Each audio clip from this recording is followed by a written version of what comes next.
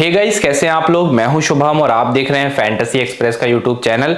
इस वीडियो में हम बात करने वाले हैं बिग बैश लीग के नेक्स्ट मैच के बारे में, जो कि होने वाला है सिडनी सिक्सर्स और होबर्ट हरिकेन्स के बीच में। तो सिडनी सिक्सर्स और होबर्ट हरिकेन्स के बीच में ये बीबीएल यानी बिग बैश लीग का 5वां मुकाबला होने वाला है। 11 दिसंबर को खेला जाएगा 1:45 इंडियन टाइम के हिसाब से। सिडनी सिक्सर्स और होबर्ट हरिकेन का ये मैच जो है वो North Tasmania Cricket Association Ground Launceston में खेला जाएगा। और यहाँ पे लॉन्सेस्टन में अभी तक कोई टी20 मुकाबला हुआ नहीं है। तो मैं आपको ये बोलूंगा कि अभी वेन्यू रिकॉर्ड्स को थोड़ा सा साइड में रखो। देखो यहाँ की पिचेस जो है वो थोड़ा सा पेस बाउंस जो है यहाँ पे जनरेट होता है, बैटिंग के लिए अच्छी होती है। बट फिर भी टॉस के टाइम पे हम देखेंगे पिच कौन सी यूज हो रही, क्या हो रही। अभी से कुछ भी बोलने से मतलब नहीं है। सो ये सेक्शन में थोड़ा सा अभी खाली रख रहा हूँ क्योंकि यहाँ पे मैचेस वगैरह हुए नहीं। अभी आप सिर्फ हेड टू हेड रिकॉर्ड देख लो। 17 मैच आपस में खेले सिडनी सिक्सर्स होबर्ट हरिकेन ने। सिक्सर्स ने 8 जीते और होबर्ट्स ने 9 जीते, यानी हेड टू हेड में कहीं ना कहीं होबर्ट्स थोड़ा सा बेटर कर रही है। बट आखिरी 5 मैच अगर आप इन दोनों टीमों के बीच में देखेंगे तो उसमें सिक्सर्स ने 3 मैचेस जीते हैं और होबर्ट्स ने जीते हैं मात्र 2 मुकाबले। इसके बाद आगे वेन्यू पे कोई स्टैट है नहीं क्योंकि यहां पे कभी कोई मैच टी20 का हुआ ही नहीं। हेड टू हेड में इन दोनों टीमों के बीच में जो 2 मैचेस लास्ट खेले गए थे उसमें आप देखिए एक 23 जनवरी 2023 को मैच खेला गया, एक 22 दिसंबर 2022 को मैच खेला गया। यानी 1 साल हो चुका है ये 2 मैचेस को, जो सिडनी सिक्सर्स दोनों मैचेस को जीता भी था। स्मिथ की परफॉर्मेंस आई, ड्वार्शियस की परफॉर्मेंस आई, हेडन केयर, बर्ड आबर्ट ने विकेट निकाले। David Crawley, Nathan Ellis, Patrick Dooley, Shadab Khan, Patrick Dooley, Ben McDermott, Asif Ali, Patterson, Hayden Kerr, Sean Abbott, Josh Philippe, इन सब प्लेयर्स ने परफॉर्म किया उन 2 मैचेस में। तो इसको थोड़ा सा ध्यान से देख लीजिए, ज्यादा इंपॉर्टेंट चीज नहीं है, आगे मैं आपको इंपॉर्टेंट चीज बताऊंगा। विनिंग के चांसेस 50-50% है क्योंकि हेड टू हेड में अगर आप देखें तो एक मैच आगे होबर्ट हरिकेन है। बट अगर आप आखिरी 5 मैच कंसीडर करेंगे तो उसमें से 3 सिक्सर्स ने जीते हैं और 2 होबर्ट्स ने जीते हैं। यानी रीसेंट रिकॉर्ड सिडनी सिक्सर्स का थोड़ा सा बेटर दिख रहा है और ओवरऑल रिकॉर्ड में एक मैच ज्यादा है होबर्ट का विनिंग में। लगभग टक्कर का मैच होना चाहिए, तो 50-50% मैंने यहाँ पे लिखा हुआ है दोनों का विनिंग रेशियो। अब अगर हम बात करें सिडनी सिक्सर्स की टीम की, तो सिक्सर्स के पास क्या क्या ऑप्शन है। तो बैटिंग में इनके पास स्टीवन स्मिथ है जो कि जॉस फिलिपी के साथ ओपन करेंगे। ये दोनों प्लेयर ओपन करेंगे। फिलिपी विकेट कीपिंग भी करते हैं, बट अभी फॉर्म बैटिंग में बहुत अच्छा फिलिपी का नहीं चल रहा है। स्मिथ अच्छे फॉर्म में।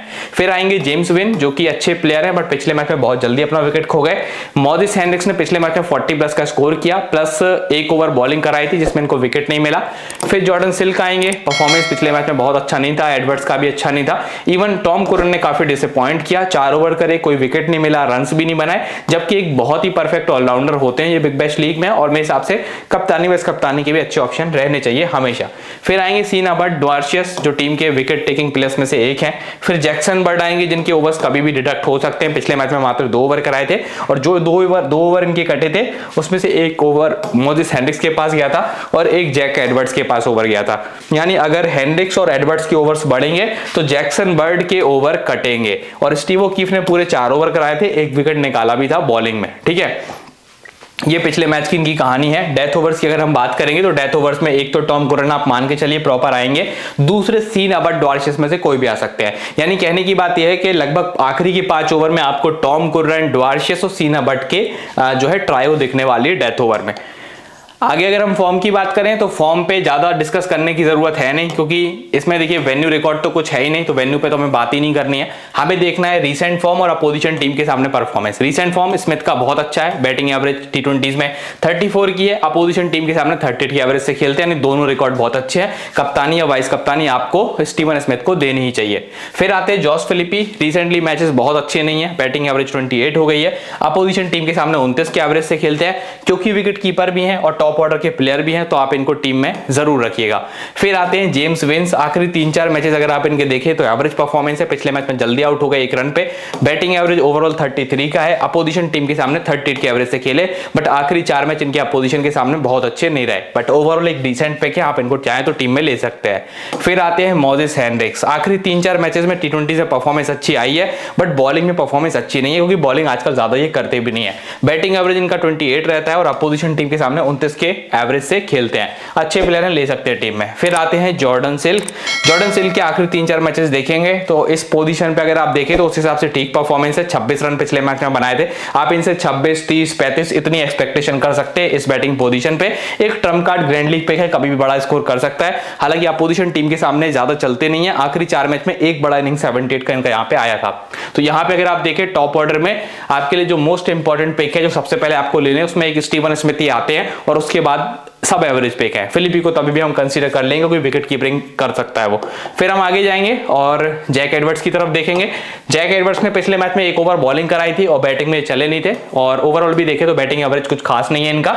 और लास्ट टाइम हालांकि अपोजिशन टीम के सामने 47 का स्कोर इन्होंने किया था।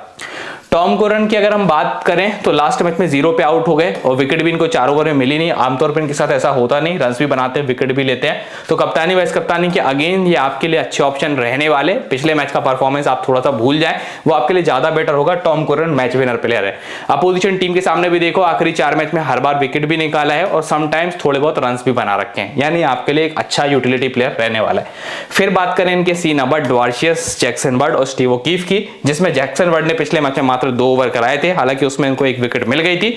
स्ट्राइक रेट आपको बताता है प्लेयर कितना विकेट टेकिंग नेचर का है। तो यहां पे आप देखिए सबसे विकेट टेकिंग नेचर का प्लेयर सीन अबर्ट है। उसके बाद अगर आप देखेंगे तो फिर टॉम कॉरन और ड्वार्शियस है। तो आपको मेनली फोकस टॉम कॉरन, सीन अबर्ट और ड्वार्शियस पे ही करना है। टॉम कॉरन, सीन अबर्ट और ड्वार्शियस, ये 3 प्लस पे आपका मेन फोकस होना चाहिए। बाकी स्टीव ओकीफ सेकंड बॉलिंग के केस में अच्छे ऑप्शन हो जाते हैं पिक करने के लिए, बट फर्स्ट बॉलिंग में आप स्टीव ओकीफ को भी छोड़ सकते हैं।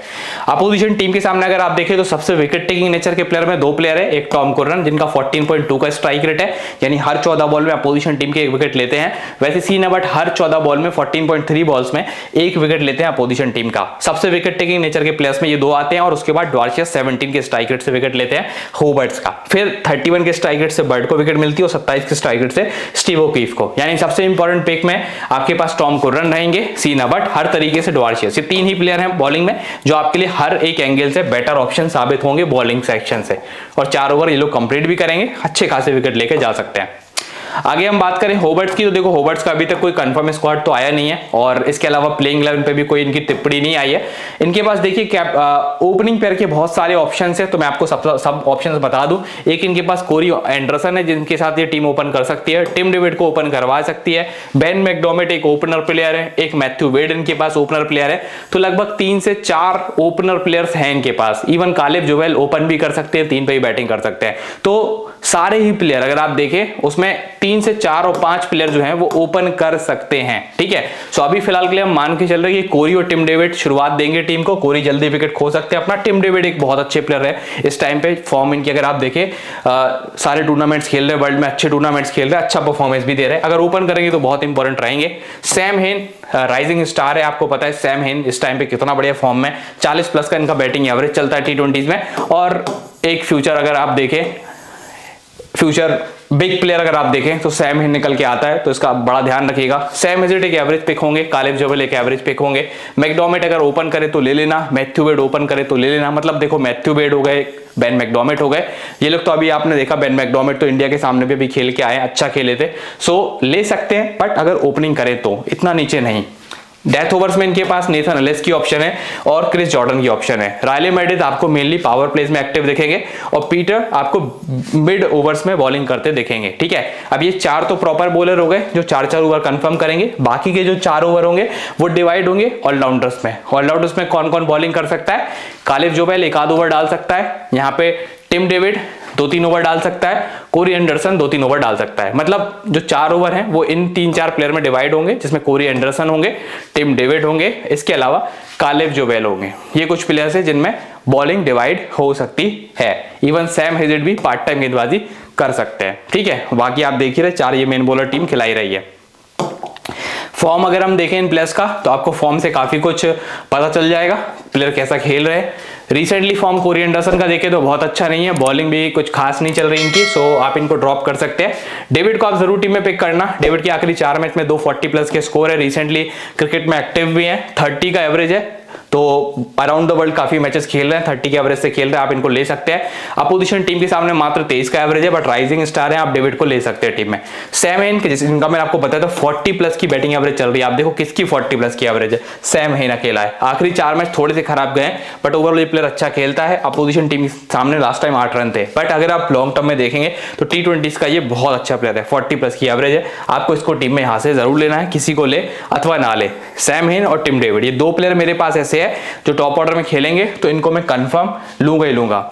आप सैम एजेट को छोड़ सकते हैं, आप कालिफ जोवेल को छोड़ सकते हैं, ये लोग फिर भी बहुत एवरेज पिक हैं, 17 और 20 के इनके एवरेजेस रहते हैं। सैम हेन, टिम डेविड बहुत क्वालिटी प्लेयर है, ये प्लेयर्स आपको बिल्कुल भी नहीं छोड़ने हैं। आप एंडरसन छोड़ दो, हेजेट छोड़ दो, जोवेल छोड़ दो, ठीक है। अपोजिशन टीम के सामने परफॉर्मेंस भी आप यहाँ पे इनके देख सकते हैं, ठीक है। इसके बाद आगे अगर हम देखें तो इनके पास बेन मैकडॉर्मेट और मैथ्यू वेड है, जो अगर ओपन करें तो आप टीम में इनको ले सकते हैं, और फिर लेने भी चाहिए। बैटिंग एवरेजेस इनके अगर आप देखें तो बाकी प्लेयर्स के मुकाबले ठीक है, बट सैम हेन से कमजोर स्टैट है। अपोजिशन टीम के सामने परफॉर्मेंस देखेंगे तो मैथ्यू वेड बहुत अच्छा खेलते हैं, बशर्ते मैथ्यू वेड ओपन करें। अगर ये ओपन करेंगे तो इवन आप इनको कैप्टन या वाइस कैप्टन भी कर सकते हैं, बट इस पोजीशन पे खेलेंगे तो आपके लिए टीम में लेने में भी सोचना पड़ेगा।